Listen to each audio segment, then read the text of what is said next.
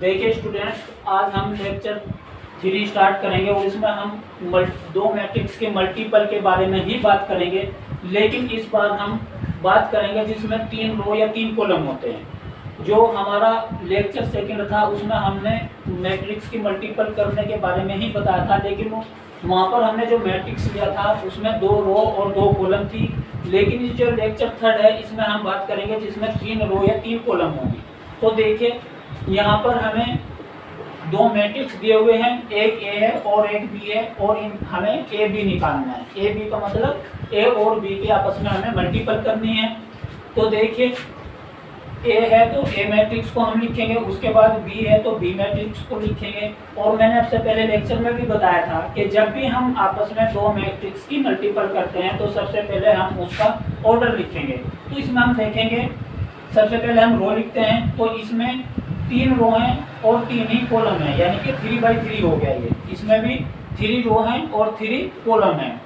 और जब भी हम मल्टीपल करेंगे ऑर्डर उसका जरूर लिखेंगे।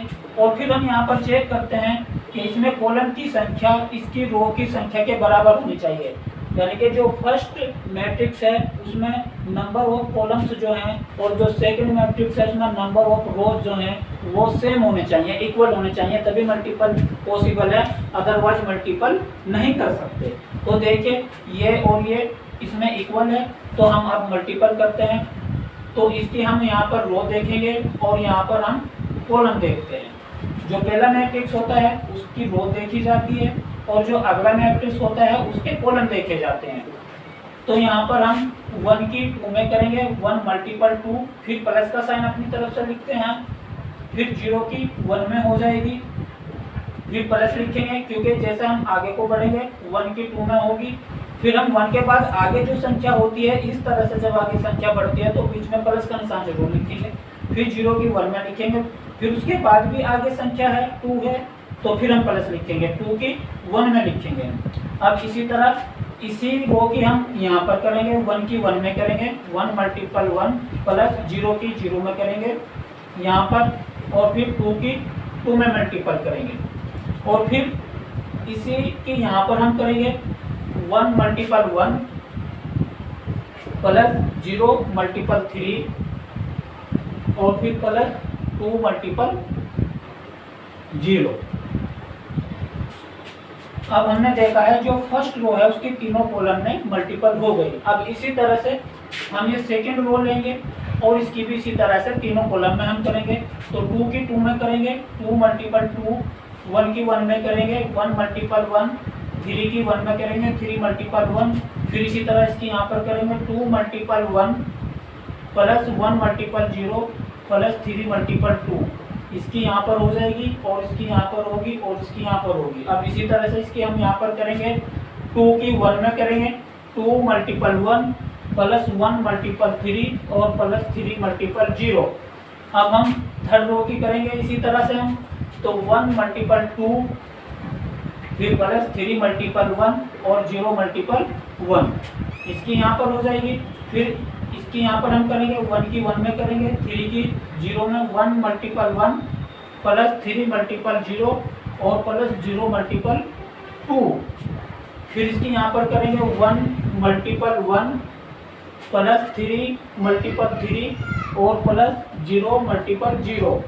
और इस टाइप से फिर हम इनकी आपस में यहाँ पर ये 2 हो जाएगा, ये 0 हो जाएगा, ये 2 हो जाएगा, तो ये यहाँ पर 4 आ जाएगा हमारे पास।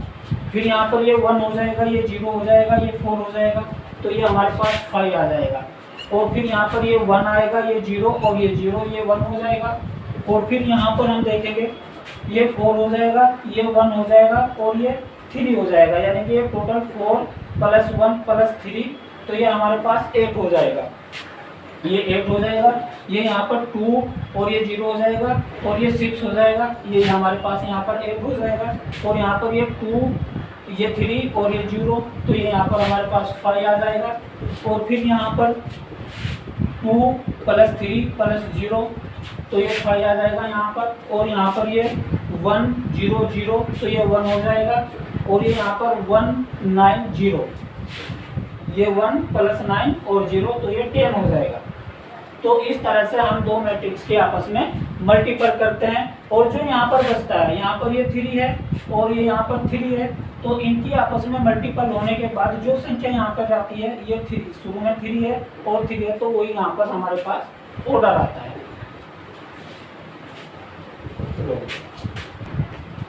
देखिए स्टूडेंट्स, अब हम दूसरा एग्जाम्पल और लेंगे, मल्टीपल करेंगे आपस में। तो यहाँ पर एक मैट्रिक्स ए है, A1 0 2 जो इसके एलिमेंट है, फिर अगला मैट्रिक्स एक और है हमारे पास B3 1 4, और हमें फाइंड आउट करना है ए बी और बी ए। ए बी की भी मल्टीपल हमें आपस में करनी है और बी ए की भी करनी है। तो देखिए जब हम ए और बी की मल्टीपल करेंगे, ए और बी लिखेंगे, शुरू में ए लिखा हुआ है तो ए मैट्रिक्स को लिखेंगे, बाद में बी है तो बी मैट्रिक्स को लिखेंगे। और जब भी हम मल्टीपल करते हैं, मैं बार बार इस चीज़ को बताता हूँ कि हम उसका सबसे पहले हम उसका ऑर्डर जरूर लिखेंगे।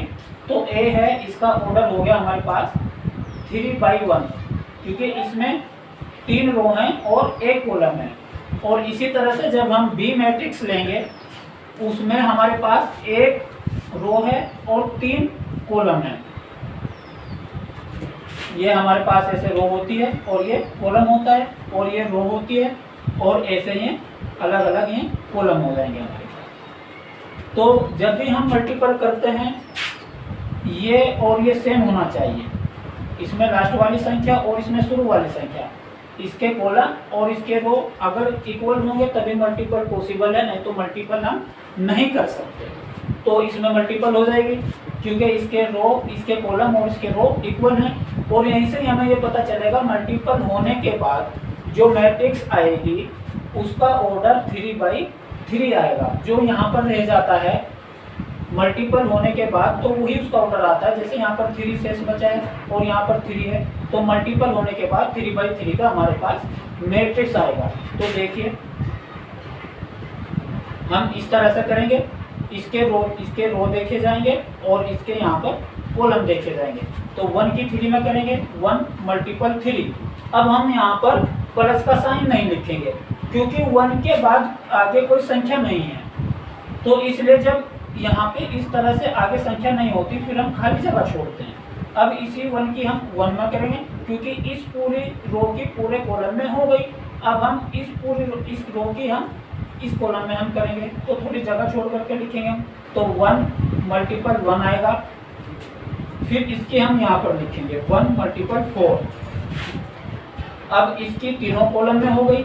अब इसके बाद हम यहाँ पर इसकी मल्टीपल करेंगे, तो 0 × 3 और 0 × 1 और 0 × 4।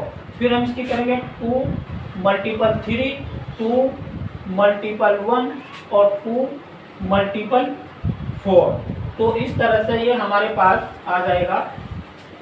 ये 3 1 4 हो गया, 3 1 4, और यहाँ पर 0 0 0 हो गया, 0 0 0, और यहाँ पर 6 2 8। तो हम देखते हैं ये हमारे पास मैट्रिक्स आ गया। और इसका ऑर्डर अगर हम देखते हैं तो 3/3 आया, क्योंकि वो हमें यहीं से पता चल जाएगा आपस में जब दो मैट्रिक्स की मल्टीपल करते हैं तो मल्टीपल होने के बाद ऑर्डर कितना आएगा। तो जो संख्या यहाँ पर और यहाँ पर बचती है वही यहाँ पर हमारा ऑर्डर आता है। तो अब देखिए, अब हम इसके बाद हम बी और ए करेंगे। अब देखिए बी और ए की मल्टीपल करेंगे तो सबसे पहले बी जो मैट्रिक्स है इसका ऑर्डर लिखेंगे। तो इसका ऑर्डर है 1/3 और इसका ऑर्डर है यहाँ पर 3/1। तो यहाँ से हमें पता चलता है कि इनकी आपस में मल्टीपल हो जाएगी, और मल्टीपल होने के बाद जो मैट्रिक्स आएगा उसका ऑर्डर आएगा 1/1, जैसे मैं उसमें बता चुका। तो अब देखिए हम रो लेते हैं और कॉलम लेते हैं, इस तरह से मल्टीपल करते हैं। तो ये पूरी एक रो है और ये पूरा एक कॉलम है, तो 3 की 1 में मल्टीपल करेंगे। अब हम यहाँ पर प्लस का साइन लिखेंगे, क्योंकि मैंने बताया जब हम इस तरह से आगे बढ़ते हैं, जब एक संख्या के बाद अगली संख्या आती है रो वाइज, तो प्लस का साइन आता है। लेकिन इसमें प्लस का साइन क्यों नहीं आया? क्योंकि 1 के आगे कोई संख्या उसके आगे नहीं थी, तो इसलिए यहाँ पर स्पेस आया। लेकिन यहाँ पर 3 के बाद आगे संख्या है एक ही रो में, तो यहाँ पर प्लस आएगा। अब 3 की 1 में हो गई, फिर प्लस लिखेंगे, 1 की 0 में हम करेंगे 1 0, फिर प्लस 4 की 2 में मल्टीपल करेंगे। और इनको आपस में हम जोड़ करके लिखेंगे क्योंकि इनके बीच में प्लस का साइन है। तो 3 + 0 + 8, तो जोड़ करके हमारे पास 11 आ जाएगा। तो हम देखते हैं इसका ऑर्डर 1 बाई 1 है। तो यहीं से ही हमें पता चल गया था, इससे हमें पता चलता है कि मल्टीपल हो जाएगी। और फिर जो यहाँ पर संख्या बचती है ये और ये, जो यहाँ पर बचेगा वही ऑर्डर इसका यहाँ पर आएगा।